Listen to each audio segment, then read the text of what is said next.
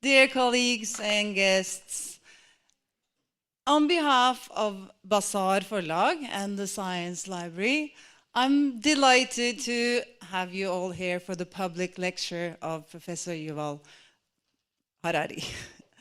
And before we listen to him, I'll give the word to Professor Jørn Hurum, who was the one who took the initiative to invite Harari here when he heard that that Bazaar Forlag was translating his book. So, welcome, firstly, Jørn Hurum.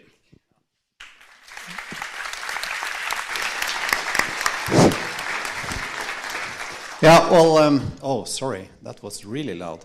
Yeah, it's not, I try to read a lot of popular science books every year, and it's not often that I read a popular science book completely and like it. Mostly I end about halfway, but this was a book that was sent to me by the publisher, and I didn't know anything about it, but I started to read. And I read, and I read, and I read. And I think it's one of these really few popular science books that give you a different perspective on life. Yes, it's really big to say that, but for those of you that's not read it yet, I will not disclose too much because Harari will do that in his talk anyway. But really, the thoughts are so big, and the way he puts human history together in a package in one book. I've never read anything like it. So I really hope that you will appreciate the talk now and also read the book afterwards, because it's it made a lasting impression on my way of thinking, really. And hopefully that will also be part of the discussion after Harari's talk. So with no further ado, I'm not going to stand here and talk a lot. I'm a big fan. So I'm looking forward to your talk, Yuval. Welcome. Thank you.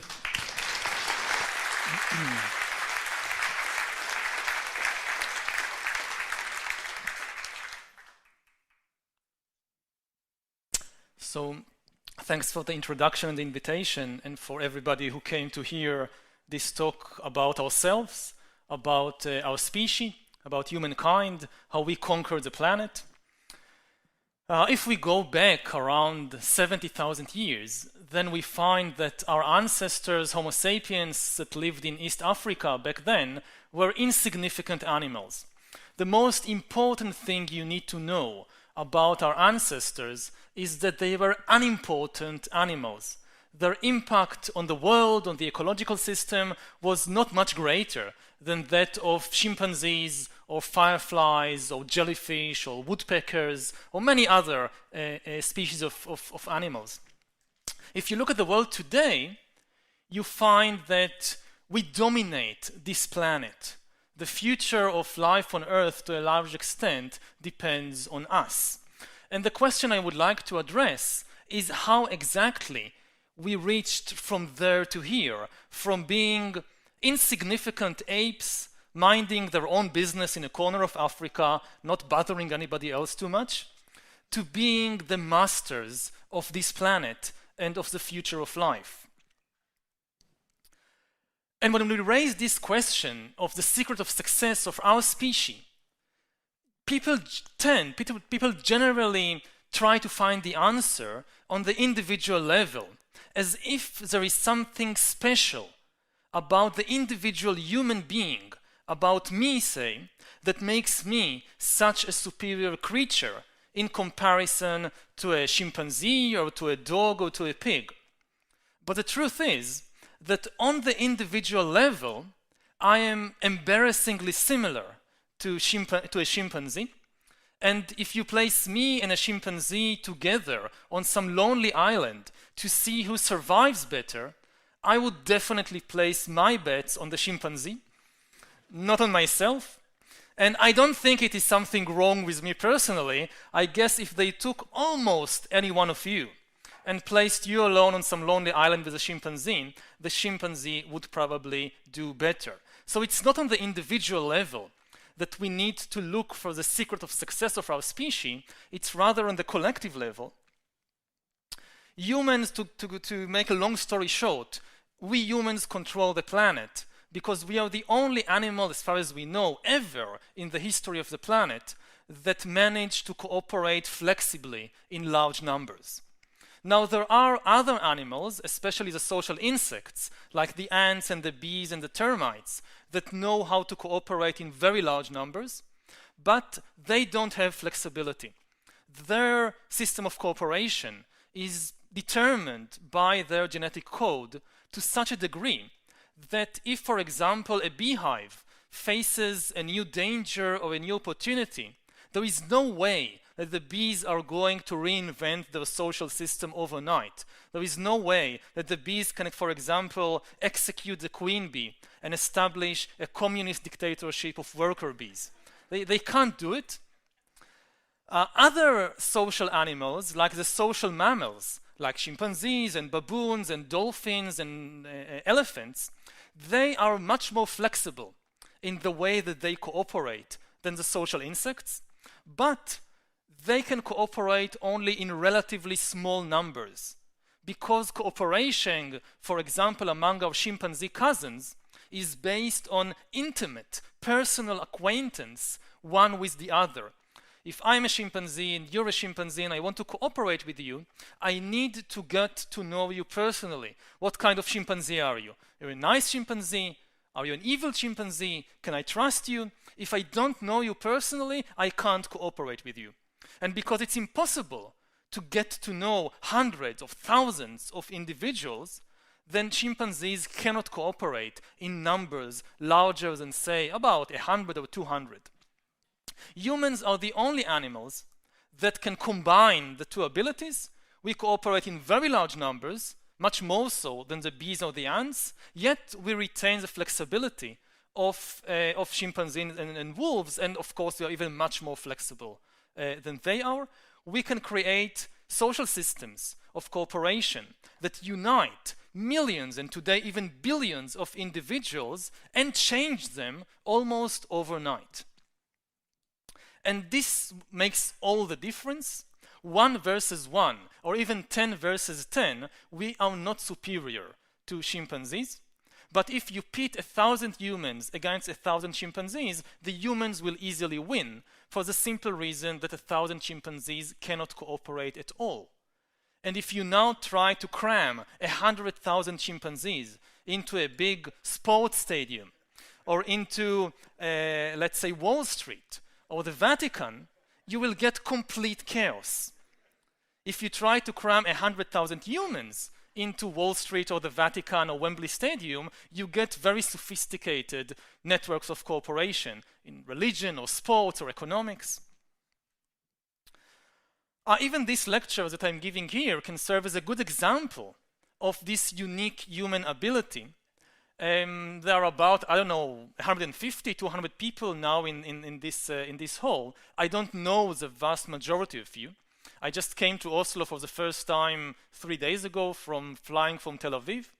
I don't know the pilot and the crew member of the plane of Austrian Airlines that brought me over here from Tel Aviv. I don't know the people who built this hall and who invented this computer and this screen that enables me, that helps me to convey my ideas to you. I don't know all the people who wrote all the books and articles that I've read in preparation for this talk. Even though all of these people are strangers, we don't know each other, nevertheless, we can cooperate effectively in order to create this global exchange of ideas. This is something that chimpanzees, again, cannot do. Chimpanzees certainly convey information to one another, but you never see a chimpanzee leaving his band and going to the territory of a distant chimpanzee band to give them a talk about bananas or about elephants or about humans or something else that might interest chimpanzees. It never happens. Of course, cooperation is not always nice. We usually associate cooperation like with Sesame Street, where we teach children to cooperate and be nice to each other, but should be emphasized that cooperation is also responsible for all the terrible things that humans have been doing throughout history, whether it's armies or slaughterhouses or prisons or concentration camps. All of these are also examples of unique ways of mass cooperation that only humans have. Chimpanzees don't have slaughterhouses and prisons and concentration camps. It's uniquely human ways of cooperating. And suppose that I perhaps managed to convince you that yes, our secret of success is this ability to cooperate in large numbers, in a flexible way, that all the big achievements of humankind, whether it's building the pyramids or reaching the moon or splitting the atom, these are all the result not of individual genius, they are the result of mass cooperation. The next question, which almost always pops up in the mind of an inquisitive audience, is what enables humans, alone of all the animals, to do it, to cooperate flexibly in large numbers. And the answer, at least the answer that I can give you, is the human imagination. And in particular, the ability to invent fictional stories and spread them around. If you examine any large-scale human cooperation, you will always find some fictional story at its basis. And this is, a uniquely human ability. You can never convince a chimpanzee to give you a banana by promising him that if you give me this banana, after you die, you'll go to chimpanzee heaven, and there you will receive lots and lots of bananas for your good deeds here on earth, so now give me this banana. No chimpanzee will ever believe such a story. Only humans can believe such stories, which is why we control the world and not the chimpanzees. As long as millions of people all believe in the same story, they all follow the same laws, the same norms, they all believe in the same values, and this is what enables even complete strangers to cooperate effectively. Now, people usually find it perhaps easy to accept with regard to religion, especially when it's not their religion. And somebody else's religion, yes, this is based on fiction, mine not, mine is the truth. But even if we leave religion aside, what I want to emphasize is that this mechanism of using fiction as the basis for cooperation is not a unique phenomenon to the religious field. It also forms the basis for human cooperation in all other fields, in politics, in the legal sphere, in the economic sphere. For example, in the legal and political sphere, perhaps the most important idea of our time is human rights. But human rights are a fiction, just like God and heaven. They are not a biological reality. If you take a human and cut him open and look inside, you find the blood and the kidneys and hormones and neurons. You don't find any rights. And even if you look very closely inside the DNA and you read what's written in the DNA, you don't find anywhere the Declaration of Human Rights written in genetic code.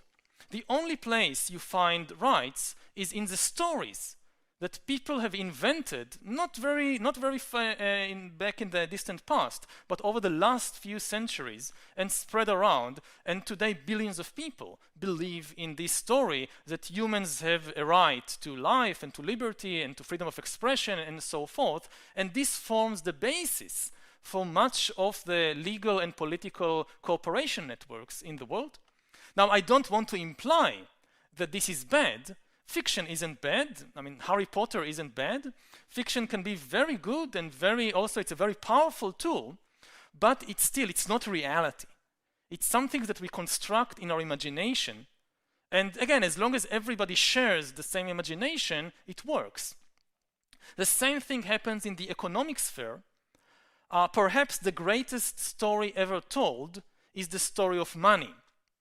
Not everybody believes in human rights. Not everybody believes in God, not everybody believes in heaven and hell, but everybody believes in money. And even more amazingly, everybody believes in the same money. like the dollar bill. Now, the dollar bill, when you look at it, like human rights, it has no it's not an objective reality. It has this piece of paper has no objective value whatsoever. You cannot eat it, you cannot drink it, you cannot wear it, you can't do anything with it. But then come along the master storytellers of our era, not the people who won Nobel Prize in literature. They are not really good storytellers. The best storytellers in the world, they should really receive the Nobel Prize for literature. They are the chairman of the Federal Reserve. They are the big bankers, the finance ministers. They tell the best stories in the world. They come to us and they say, you see this green piece of paper? We are telling you that it is worth 10 bananas. And if I believe it and you believe it and everybody believes it, it actually works. I can take this worthless green piece of paper, go to the supermarket, give it to a complete stranger whom I've never met before, and he will give me real bananas in exchange, which I can actually eat. This is something that no other animal can do. Chimpanzees, they can trade, they can barter. I'll give you a coconut and you'll give me a banana. That can work among chimpanzees. But you'll give me a piece of paper and you expect to get bananas in return. This will not work with chimpanzees. You can try it. You can also try, if you have a dog or a cat, try to give them money so they will give up your shoe or something. It won't happen. Only humans can believe such stories, which is why we have such sophisticated financial and trade relations, whereas all other animals do not. Now, what should be emphasized is that it's not easy to construct and to spread these stories. The difficulty is not in telling the story. The real difficulty is, of course, in convincing everybody to believe in the same story. If each person has a different story in the mind, it won't work. You need to implant the same stories in the minds of everybody, otherwise you can't form a system of cooperation.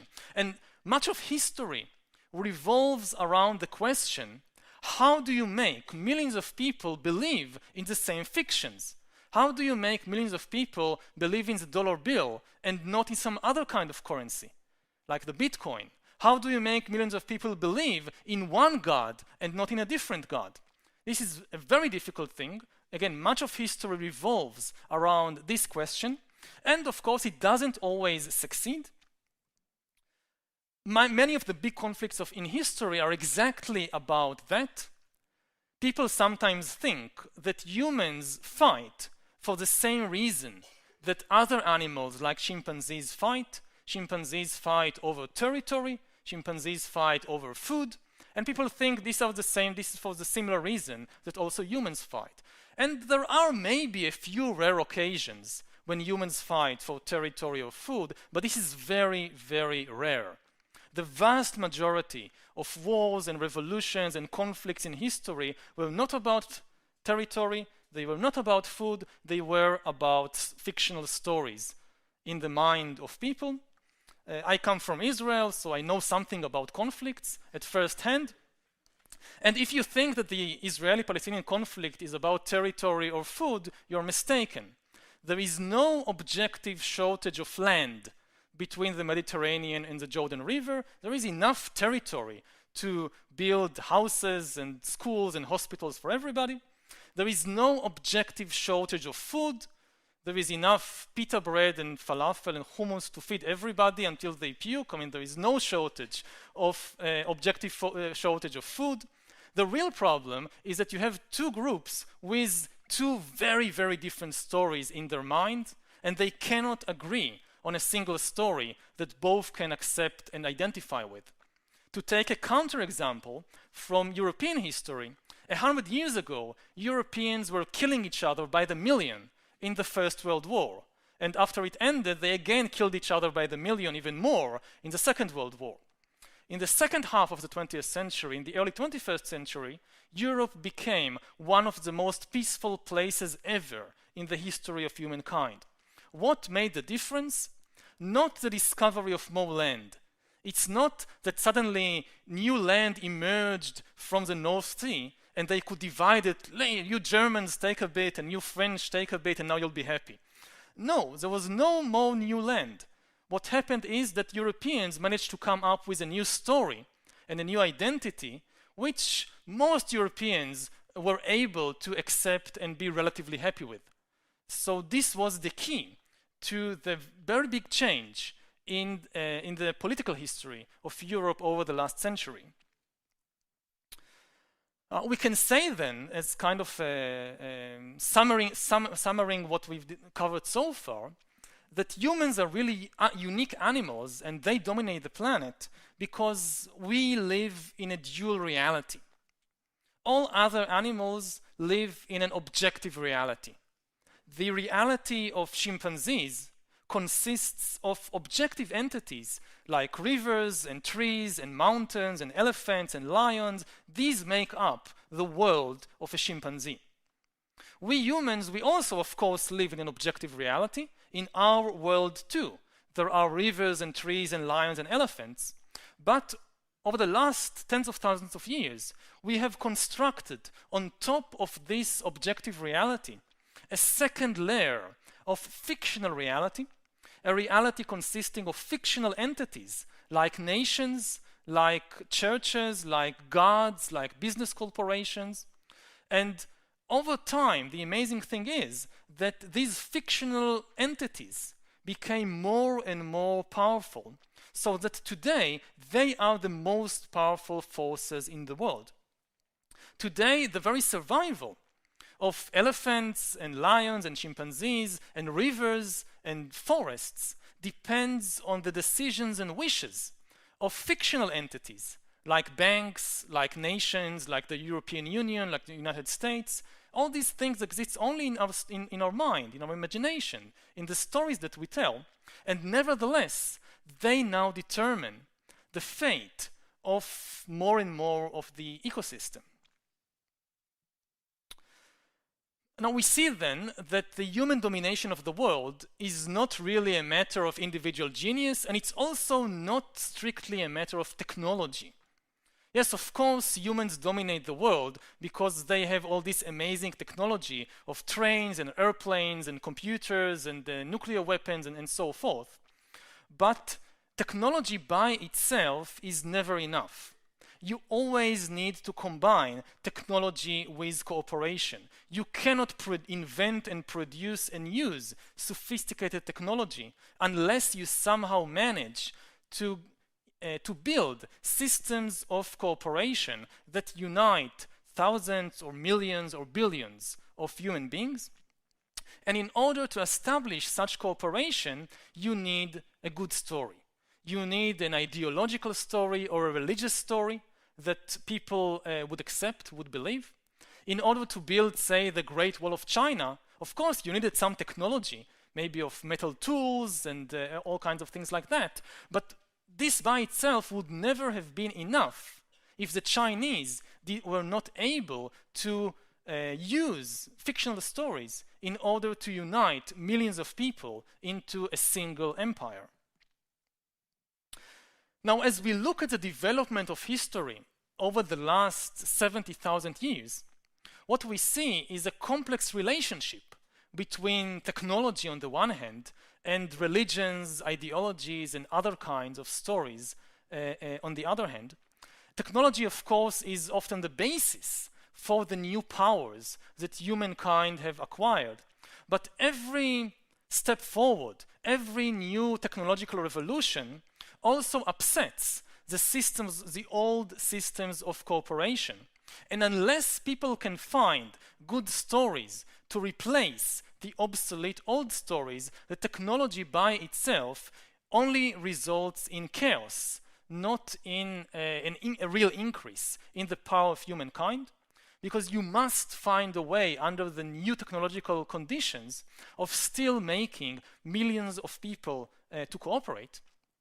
A good example is the Industrial Revolution of the 19th century. In the 19th century, humankind gained mastery over new technologies, new powers, like the steam engine, like electricity, like radio, like the internal combustion engine. But the immediate result of all these inventions was to create a lot of social and political chaos. The transition from traditional societies to modern industrial societies was extremely hard and difficult. New classes of people emerged, especially the urban proletariat, which people didn't know what to do with. And much of the political history of the 19th and 20th century revolved around the new problems of industrial society, which could not be solved, could not be answered using the traditional ideologies, religions, and stories of humankind. Of course, one of the first reactions, always, to such technological upheaval and such social upheaval is to try to go back to the old stories and to find some security. When there is change, most people, especially beyond a certain age, they don't like change. They're used to the world as it is. They don't like change. When there is a big change which destroys old institutions, old ways of life, and creates completely new religions, people first of all try to hold on to something stable, to find security. And therefore you often find that such revolutions are accompanied by a wave of fundamentalism. Fundamentalism means looking for a fundament, looking for a basis, and trying to go back to something that seems eternal, secure, that can protect us against all these changes. This happened in the 19th century during the Industrial Revolution. One of the first reactions to the Industrial Revolution was a wave of religious fundamentalism all over the world. I'll give just a few examples, there are many more. In Europe, for example, you had a wave of Catholic fundamentalism in the middle of the 19th century. The Pope, Pius IX, declared a new dogma of the Catholic Church, which said that not only all the answers to all the problems of humanity, including the new problems of industrial society, all the answers are of course in the Bible, but in addition to that, the Pope came up with a new dogma of papal infallibility, that the Pope is never wrong. Ask anything you want and you'll get the answer from the Pope. This is not a medieval dogma. Many people think that this dogma goes back to the Middle Ages or even to classical times. No, it's a 19th century dogma. Similarly, in the Middle East, you also have a wave of Muslim fundamentalism. For example, in Sudan, you have the movement of the Mahdi, a person who declares himself to be the Mahdi, the Messiah. Millions of people follow him. They defeat the Egyptian and English armies that are sent to try and suppress this rebellion. They behead the commander of the army, General Charles Gordon, in a gesture that shocks Victorian Britain in much the same way that the beheading now in the Middle East shock European audiences today. They establish a Muslim theocracy in the Sudan governed by Sharia law. And they say, yes, all the problem of modern society, of industrialism, of European imperialism, all the answers will come from the Quran and from the Sharia law. Similarly, in India, we have a Hindu revival movement which says that all the answers are in the Vedas, in the Hindu scriptures. It is led by this man, Dayananda Saraswati. In China, the biggest war of the 19th century, many people think that the biggest war of the 19th century was the Napoleonic War or perhaps the American Civil War, but actually the biggest war of the 19th century, and by a very wide margin, is the Taiping Rebellion in China, when this person, Hong Xiuquan, failed local scholar who couldn't even pass the examinations of the Chinese bureaucracy. After he fails the exams, he has a religious vision. God reveals himself to Hong and tells Hong that you, Hong, you are the younger brother of Jesus Christ, sent to earth by me, God, in order to establish the kingdom of heavenly peace.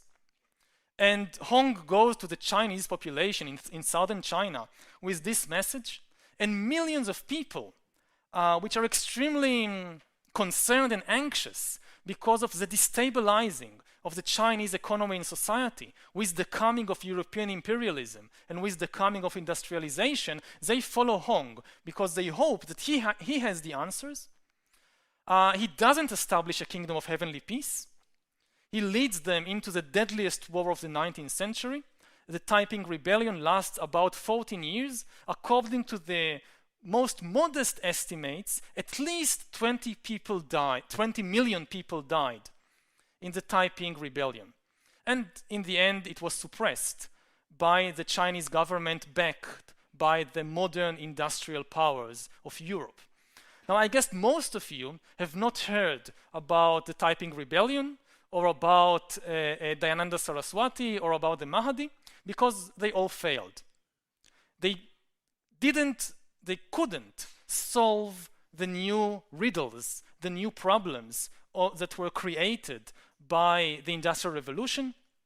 They looked for the answers in the wrong place. They looked for the answers in the Veda or in the Bible, in the Quran, but the people who wrote the Vedas and the Bible and the Quran didn't know anything about trains, about electricity, about modern industrial society and its unique problems and opportunities. So no wonder that no answers emerged from these places. In contrast, I guess most of you have heard about Marx and Engels and Lenin, even though in the early 19th century there were hardly any socialists at all. And even in 1850, in the middle of the 19th century, socialism was still a small fringe movement.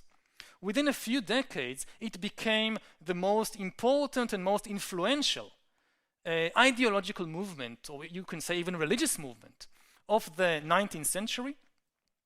Why were they so successful?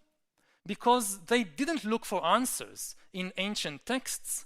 Marx and Engels, and afterwards Lenin and Trotsky and all these fellows, they try to find new answers by studying the new technologies, by studying the new realities of industrial society. They studied how a railroad network impacts the economy. What are the conditions in modern factories? And based on that, they created new ideologies, new stories. Lenin was once asked, they asked him, please explain to us, Vladimir, what is communism? In one sentence. We don't want to read the Capital, it's too long, too complicated. In one sentence, what is communism? And Lenin answers, communism is power to workers' councils plus electrification of the whole country.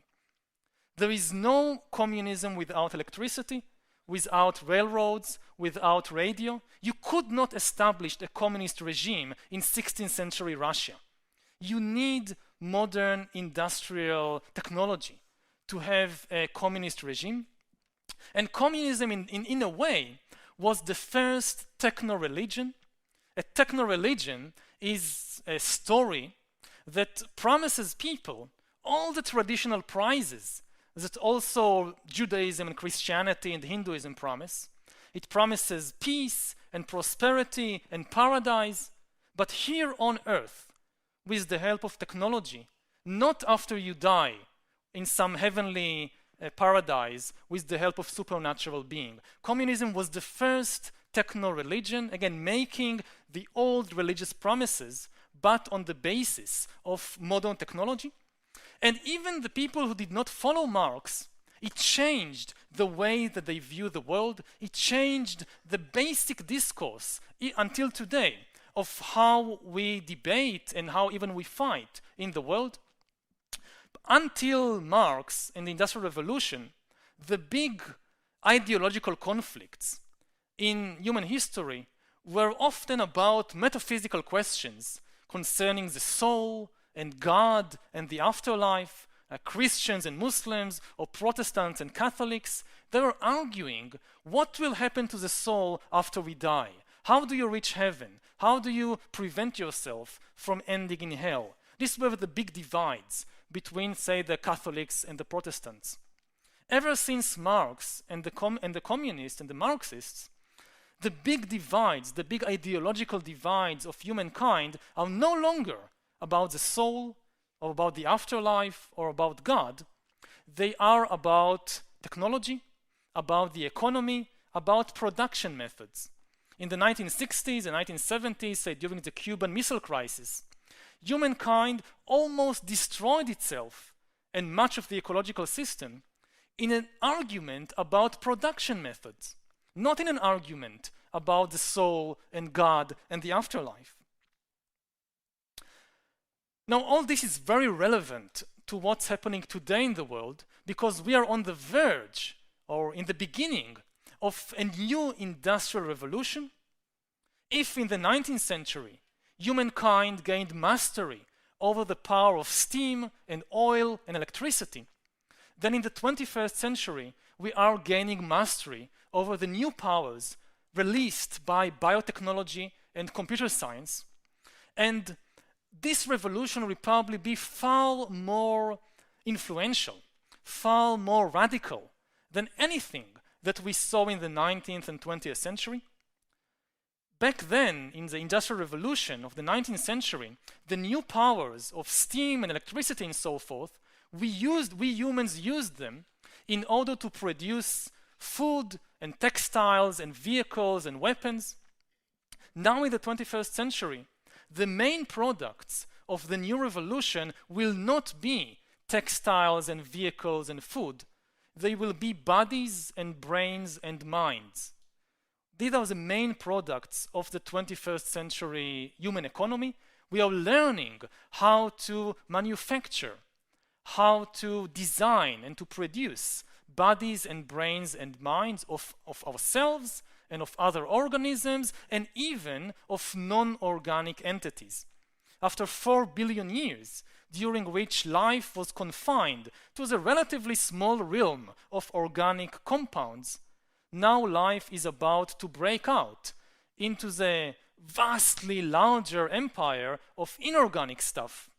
And after 4 billion years in which all creatures, whether dinosaurs or amoebas, were made solely of organic compounds, in the next few decades we are likely to see the emergence of non-organic life. And the greatest revolution not only in history but also in biology. And all of this will of course create huge disturbances in human social systems, in human political systems, in the story that we tell ourselves in order to manage billions of people on a single planet. It will present us with enormous new opportunities as well as with unprecedented dangers and threats. On the one hand, we'll have the possibility of upgrading humans into superhumans. If we are giving up on gods, but we will turn ourselves into new kinds of gods. We'll maybe acquire divine abilities through ourselves.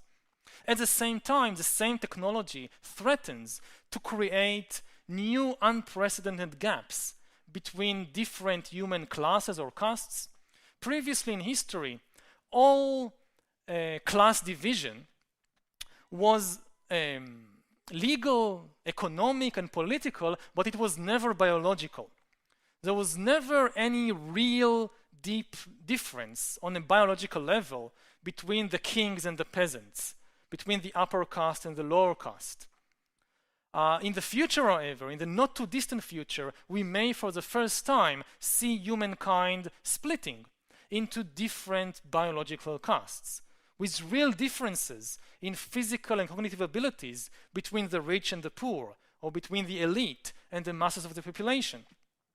At the same time, we may see, for example, the emergence of new classes of people, just as the 19th century created a new massive class of the urban proletariat, and much of subsequent political history revolved around the question what to do with this new class of the urban proletariat. Similarly, in the 21st century, we may see the emergence of a new massive class of useless people.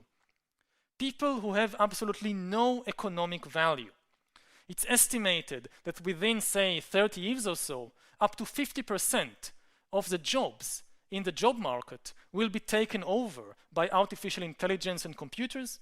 Everything from driving taxis to diagnosing diseases to even teaching artificial intelligence will be able to do better than humans, there will be, of course, new jobs created, which we don't know of today, but even the new jobs might be performed far better by artificial intelligence than by humans. So we are looking at the possibility of a new massive class of useless humans and of immense, whereas the 20th century was a century of closing gaps, of growing equality in the world, the 21st century may be the most unequal century in human history in terms of social inequality. Not surprisingly, then, we also see now a new wave of fundamentalism in different places around the world, not only in the Middle East, and it's the same basic reaction. When you threaten the stability of the world, many people, especially people who are about to lose from the new situation, try to hold on to something stable and secure, and the first instinct is to go back to some story which seems to be eternal, which seems to be immutable, immune to all these dangers, to all these changes. But as happened in the 19th century, also in the 21st century, it's very unlikely that the answers to questions, to the new questions, will come from this fundamentalist wave. If we are asking ourselves how to face the threats and opportunities of things like genetic engineering or artificial intelligence, we are not likely to get the answers from the Bible or from the Vedas, because the people who wrote the Bible and the Vedas and the Quran and so forth didn't know anything about genetics and didn't know anything about computers. So it's not surprising that the answers are not there. Instead, we'll probably see the emergence of completely new ideologies, completely new religions, completely new stories.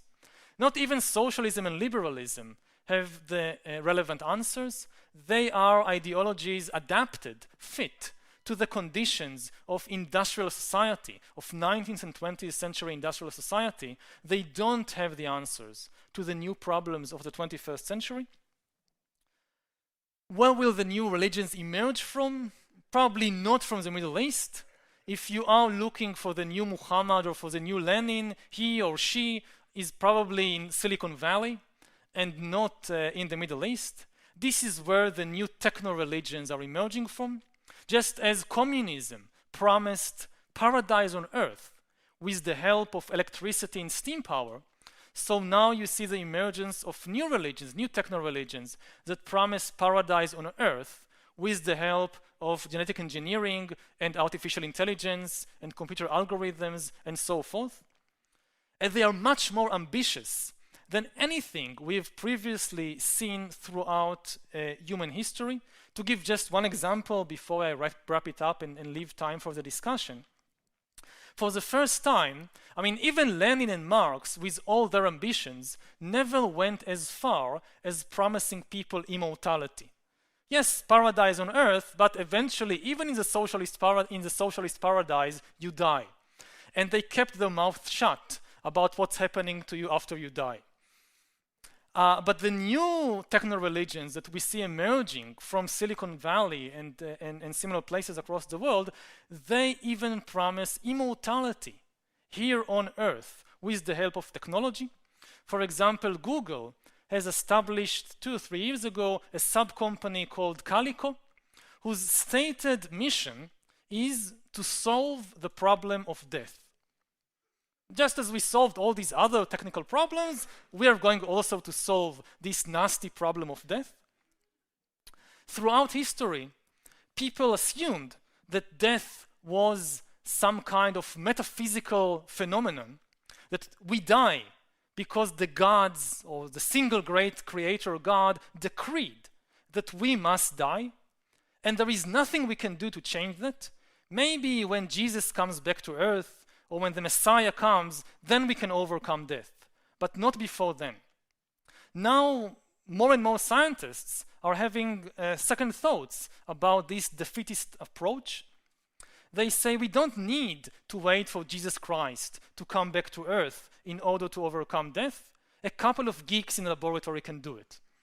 If you just give them enough money and enough time, they can do it. Death is not a metaphysical phenomenon. Death is simply a technical problem.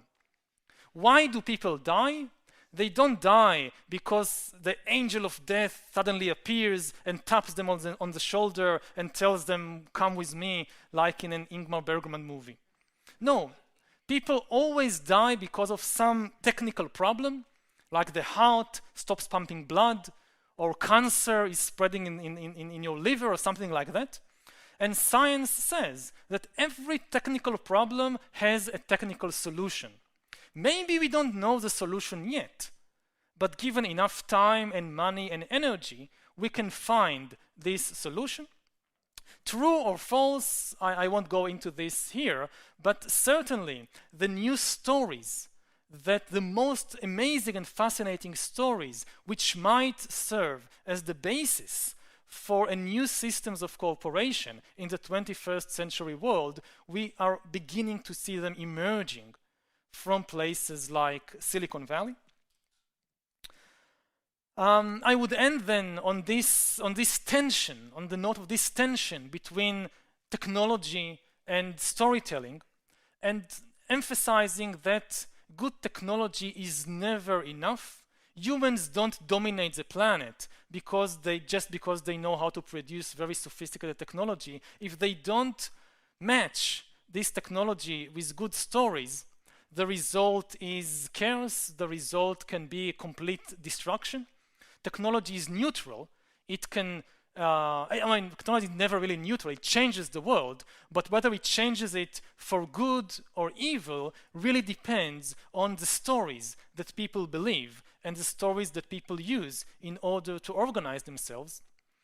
I think we can say without any doubt that in the 21st century, we will see amazing new technology, better than anything, much more powerful than anything we've seen previously in history. The really big and interesting question is whether we'll be able to produce good stories to match this wonderful technology. If not, it's going to be very bad news, not only to human beings, but probably to almost all other organisms on the planet. Thank you very much.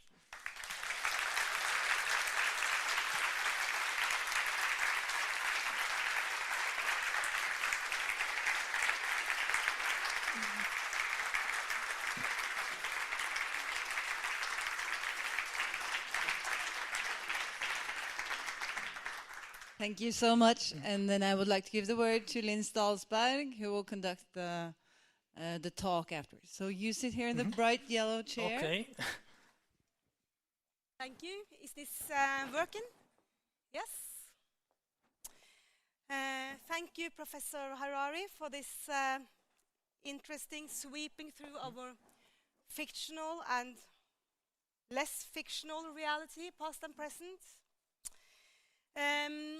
I was a student here as well in this room studying history for something that feels like 1,000 years ago, before the mobile phone, before the internet, before Google and Facebook, and certainly before any history or professor in history talked about superhumans and artificial intelligence. So you certainly bring something new to our age and to this room and to the profession. On the floor is Jan Grue, author, linguist, professor in special needs education here at university. You also wrote a review of Harari's book in Klassekampen. Then we have Lene Liebe Delseth, biologist, doing her PhD in paleontology. She's also a concerned scientist, I reckon, talking about environment, and she blogs about her work for anyone who wants to read. So welcome, all of you. And Professor Grue, this is your new title. Your immediate reactions to the talk and any question? Yeah, well, thanks very much for the talk. That was a lot to take in, so I'll have to try and pick my question carefully. I can't help thinking about the 100,000 chimps loose on Wall Street. I think that may be exactly what happened a few years ago. But I mean, I was very interested in your both in reading your book and then hearing your lecture about your notion of powerful fictions, fictions that help us coordinate social action and help us do a number of things. And at the very end of your talk, I started wondering about Google, because in one story, they're a technological company, which is, as you say, they're powering the emergence of incredibly sophisticated new technologies in some areas. And in another story, they're an advertising company making 90-something% of their enormous revenue from instructing us in how to buy things from other humans. So which story is the right one in that case? I think they believe in a third story, even more powerful, that they're basically going to save humankind.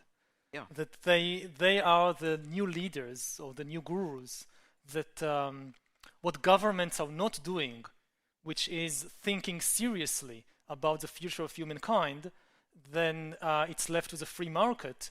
And many people, especially in Silicon Valley, are convinced that only they have the ability, the information, and the goodness to think about this and to guide us towards the future. And I'm not saying necessarily that this is wrong, and I actually think that it's good that somebody is thinking about the future, because governments apparently are not doing it.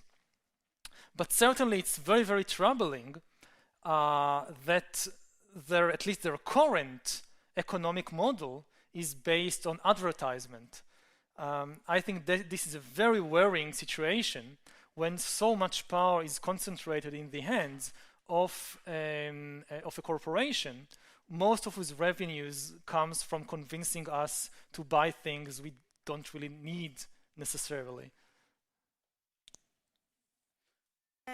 Delseth. Here we have a professor in history, and you're a biologist, and he's kind of entering your field of study, claiming it very confidently as well. What is your reaction to what you heard today? I really, really like the book, and I found it very interesting that you're actually, in a real way, combining history and biology and trying to see these two things together and to tell a story that is it's properly linked, these two fields. So I've been actually very curious about how you did this, and because I think it's very inspiring that it's possible to combine natural science and humanities in this way. So I was just wondering if you could tell us a bit more about how did you do it? How difficult is it? Because sometimes you think that this is a very big divide between these things, but I think your book is proving otherwise. I think the basic realization is that humans are animals, and we share so much of our instincts, of our emotions, of our desires with other animals, especially other social mammals, that you cannot really understand history and you cannot really understand human society unless you take it to heart that we are part of the animal kingdom. We are not something set apart. Now, of course, you have to resist the temptation to go all the way and to say, okay, so we just need biology and we don't need philosophy and art history and history. If somebody knows biology, he can explain everything, or she can explain everything. This is, of course, not true. There are still differences between us and other animals. Simply knowing our evolutionary history, simply knowing our genetic code and the way that the body functions, wouldn't explain historical phenomena like the rise of Christianity or like the Second World War. There are no strictly biological explanations to such phenomena. So you have to find a middle way. The way that the curriculum in academic institutions is today makes it very, very difficult. As you say, You're all the time pressured to specialize in narrower and narrower fields. Not only biology and history, but even if you specialize in history, so nobody really specializes in history. I for example, specialize in medieval military history. This was my initial field of study and research, things like the Crusades and the 100 Years' War. And you're constantly encouraged not to stray out of very limited boundaries, because nobody is going to write a PhD on the history of the world, and it's extremely difficult to publish articles on wide subjects. The academic world is still governed by the laws of publish or perish, and if you want to publish, then you usually have to focus on, at least at first, on a very, very narrow subject, and then it's a vicious circle, because you get your scholarship or you get your position in university because you're an expert in medieval military history. So they expect you to give classes on medieval military history and to train students in that. And then you are caught in the circle, and suddenly breaking out and starting to read or be interested in biology is very difficult. I don't have an institutionalized answer.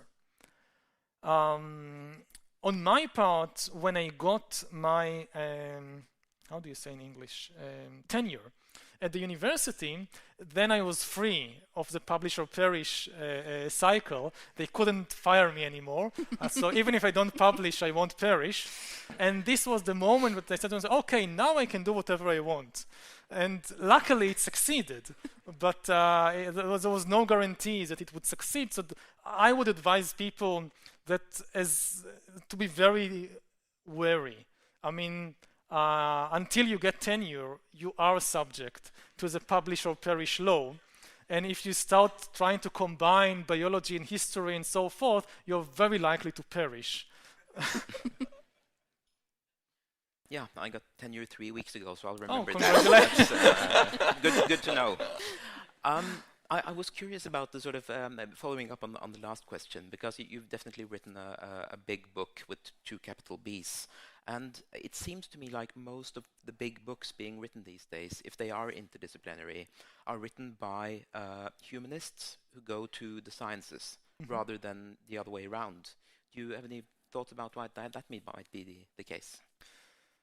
Because as a humanist, I can nevertheless say that the most interesting developments nowadays are happening in the natural sciences, especially in information science and in brain science and biology in general. This is where the most interesting developments are happening. And you can actually even say that for the first time, maybe in the history of science, you see a single paradigm taking over the entire scientific world. It's the paradigm of data processing. Now everything is understood in terms of algorithms and data processing. It started in 2 main disciplines, which is computer science, but also biology. You can summarize maybe 150 years of biology since Darwin in 3 words, which are organisms, are algorithms. This is the basic realization, I think, of the biological sciences in the last century. And you combine this with the powerful tools that now computer science is giving us, and you get a winning combination that is taking over the entire scientific world. So you have now even economists understanding the economy as in terms of data processing and algorithm. The market is simply a system for processing data.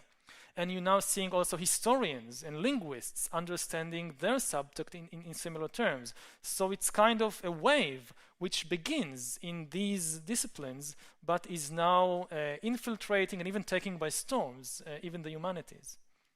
Thank you. Could I just briefly follow up on that? Because it makes me wonder, and I think you are quite right in describing these immensely important forces within the sciences, and that makes me wonder what the role of a traditionally trained humanities person such as yourself will be in interacting with these massively influential disciplines, because the humanities have traditionally been about, as opposed to numbers, have been about language, thinking through language and developing a critique through language. So what space is available for that kind of role today? I think there is still a very important place for them, and this is what I'm trying to do in my research and in my books, because as I try to emphasize also in my talk, you cannot really understand humans without taking into account the biological infrastructure. But if you miss the cultural, the fictional bit, you cannot really understand anything. And if you take another example, if you think about German history in the 20th century, so you find the same people with the same DNA, with the same geography, with the same climate, that have 5 completely different regimes over a very short time, a single century. You have the Second Reich, and then you have the Weimar Republic, then you have the Nazi regime, then you have communist East Germany, then you have reunited democratic liberal Germany. The same people, same DNA, same climate, same geography, same everything. If you just think in terms of the natural sciences, this is an inexplicable riddle. How can it be? You need the humanities with their understanding of language, of stories, of culture, of fiction, to explain such a phenomenon. So, but I think the crucial thing is for people from the humanities not to be afraid. I mean, most people in the humanities are especially afraid of numbers and equations. Like you open a book, you see an equation, you immediately close it and put it back on the shelf. And I don't like equations either. I don't really like numbers either. But I realize that in the 21st century, if the humanities are going to remain relevant, they will have to understand, at least to some extent, things like genetics and things like information theory. And for this, they will have to go out of their comfort zone. Considering you're a historian, we have been talking a lot about the future, you have been talking a lot about the future. And in your future, there are cyborgs or transhumanism or some kind of connection between biology and computers. Now, I would like to ask Delset, since you are concerned about environment, climate change, that kind of issues, how do you compare that struggle or that concern with his technological view of the future? It's kind of scary to read about the future in your book, and it's kind of scary, and it's very interesting too, because there are a lot of things that I don't know anything about before reading it. But on a broader level, I find it a bit strange that you choose, when you talk about the future, you talk mostly about cyborgs and biotechnology, and as you said in your talk, this is obviously something for a very small elite. Mm-hmm. And you also say in your book that concerning natural resources and energy, history has shown us that humans always find a new way to make energy. Mm-hmm. But I think the most defining thing for humanity the next centuries is actually not biotechnology or finding energy for a small elite, but climate change and the fact that we're actually using the resources in a way that actually empties the resources in the world. So I was wondering if you could say a bit about that. Yes, I think there is a big difference between resource scarcity and climate change. Resource scarcity, I don't think, is likely to be a major problem, because in this field, it's likely that we will keep finding. I mean, for the last 200 years, humans have been using more and more resources like oil and gas and iron and steel and whatever, and all the time, we only have more resources than before, because we keep discovering new sources of energy, new sources of raw materials, and so forth. Climate change and biological and ecological degradation is a very different thing. This is the really big danger. We may probably are approaching a future in which we have an abundance of resources, but a ruined planet and a ruined ecosystem. And you said that these concerns of cyborgs and so forth, this is only of a small elite, and this is completely true. But what happens usually in history is that you have a small elite that pushes things in its own interests, even if it doesn't benefit the vast majority of the population. This has happened so many times previously in history, and it's probably going to happen again. One of the biggest dangers to the planet today is this technological utopia, because probably for the elite it will work. If bad comes to worse, then when the flood comes, the scientists will build a Noah's Ark for the elite, leaving the rest to drown, the rest of the people and the rest of the ecosystem. But they are likely to be able to construct this technological Noah's Ark, which is probably what much of the elite is counting on. And this is extremely dangerous. But to take a slightly different angle, coming back to stories, the most powerful story today in the world, which everybody believes, the Chinese, the Americans, the Israelis, the Iranians, everybody believes in the story of economic growth, which says that economic growth is the essential factor without which we cannot solve any of our social or political problems. And no government today on earth can survive willingly stopping economic growth. At the same time, you cannot, with present-day technology, there is no way you can save the ecological system unless you stop human economic growth.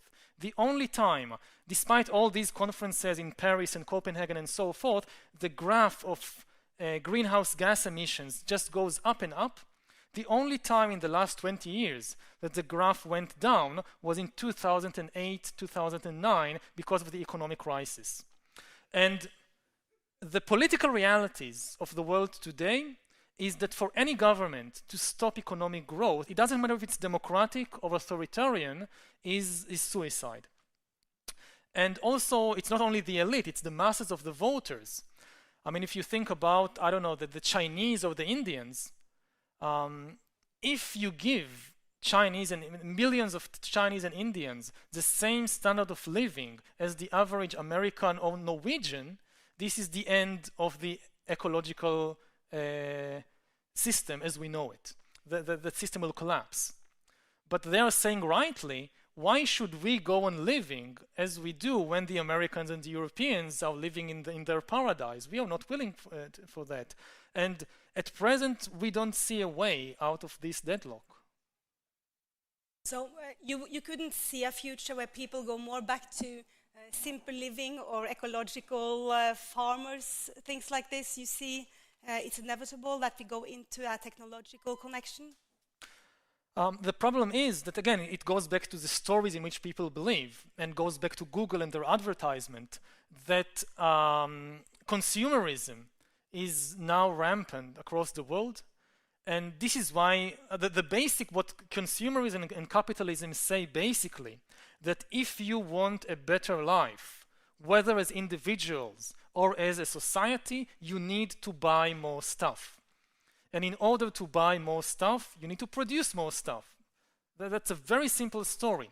As long as people believe in that, you cannot really stop the destruction of the planet. Now, giving up this story and saying, no, I can be happy with less, I can be happy without buying more stuff, it will be a very difficult job convincing billions of people around the world, especially when you have Google and all these other corporations whose entire model is built on convincing people just the opposite, that they must have more stuff in order to have a better life. But who can create a new story? Who can be the new storytellers? Couldn't that be you?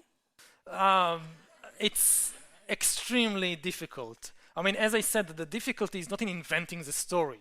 Everybody can invent a story. But how to convince billions of people to believe in your story, especially given the odds, it doesn't seem that humankind is about to change the story in which it believes. Probably only a crisis or a catastrophe could trigger a real change in human thinking. We can only hope that it would not be late. It would not be too late by then. Do you agree with this?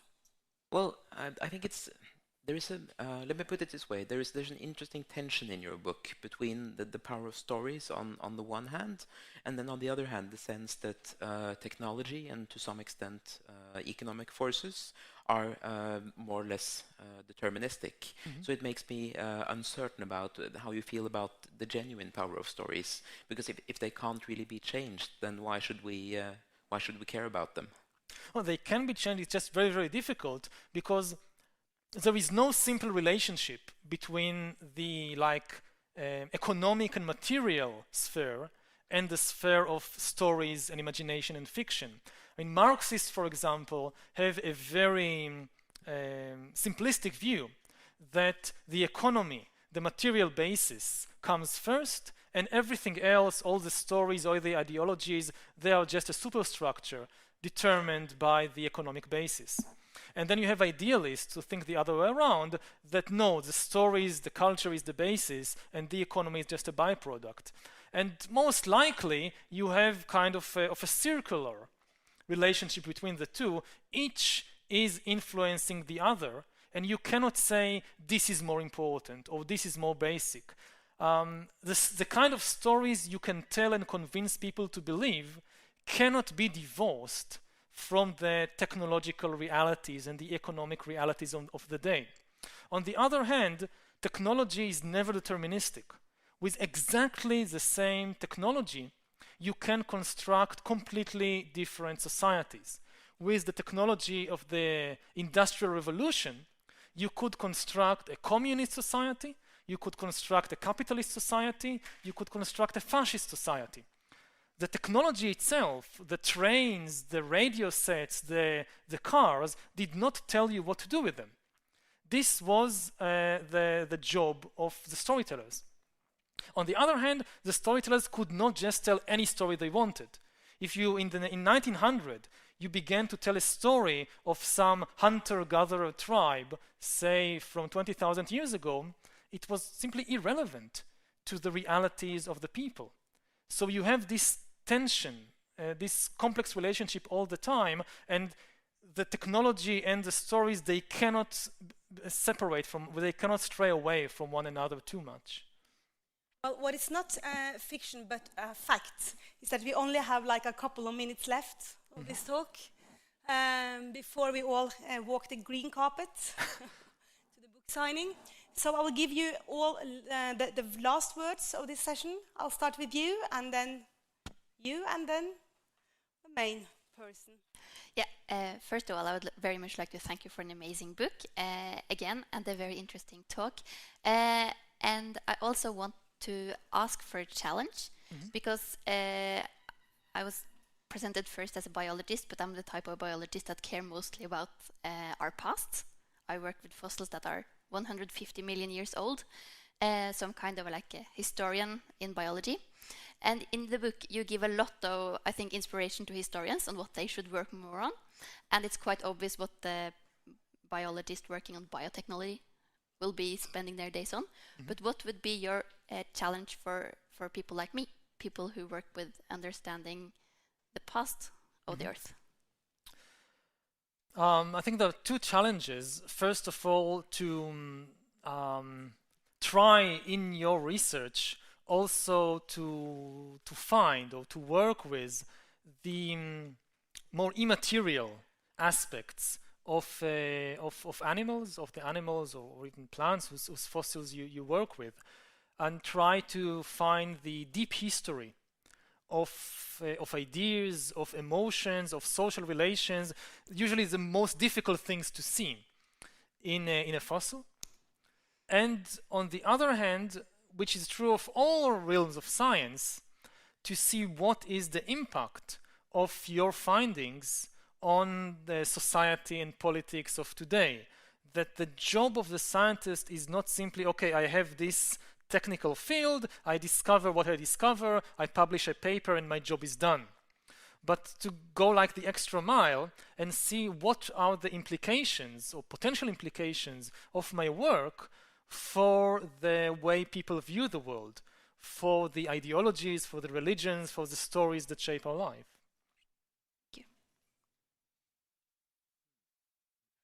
Lots of questions I could have posed, but for the humanities person working today, I mean, for scientists, it's possible to publish narrowly and still be part of big, relevant projects. How is it possible to be a successful humanities or social sciences person without writing a book like yours? Well, it depends what you mean by successful. If it means like getting a job at university and then getting tenure and so forth, so focusing on a very narrow subject is probably the best advice I can give. It's not the most satisfying, it's not the most responsible thing that a humanities expert can do, but it's certainly the safest thing in terms of, if you understand success in these terms. But I think, as I try to convey it in my lecture, that especially today, with all the immense interest which is generated by the new technologies, especially in biotechnology and computer science, and people have the feeling that the humanities have nothing to contribute to it. So what I try to emphasize is that especially today there is an extremely important role for the humanities, because again, technology itself doesn't tell us what to do with it. And people who specialize, say in biotechnology or in computer science, they are very good in producing new algorithms or producing new drugs or new medical treatments. But they don't necessarily have the background to understand the social, the political, and the philosophical implications of what they are doing. And this, I think, is the responsibility of the people in the humanities. And so far, I'm afraid they don't really rise up to the challenge, at least not enough. There is, I don't know how it is in Norway, but in Israel there is a constant complaint about the crisis of the humanities and the fact that they are becoming irrelevant and that people are not interested in them. And I think it's, to a large extent, the fault of the humanities themselves, that they need to connect to the present day issues. And for that, they also need to connect to what's happening in the natural sciences, in the biological sciences.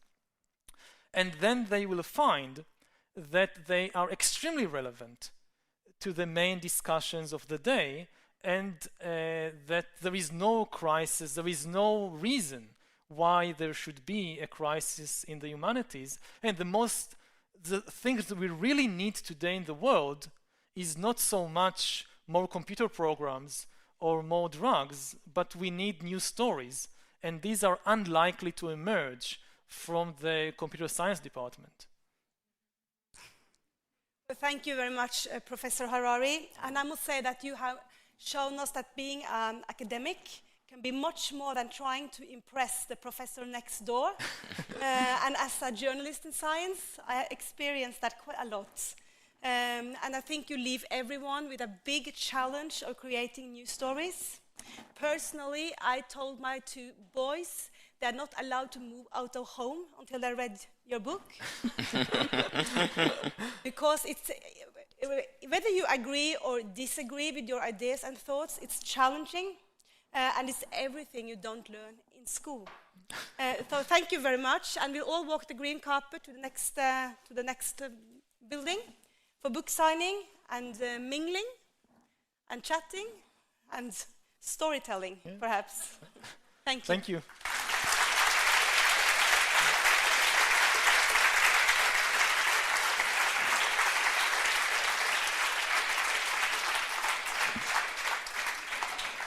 Thank you. Varsågod.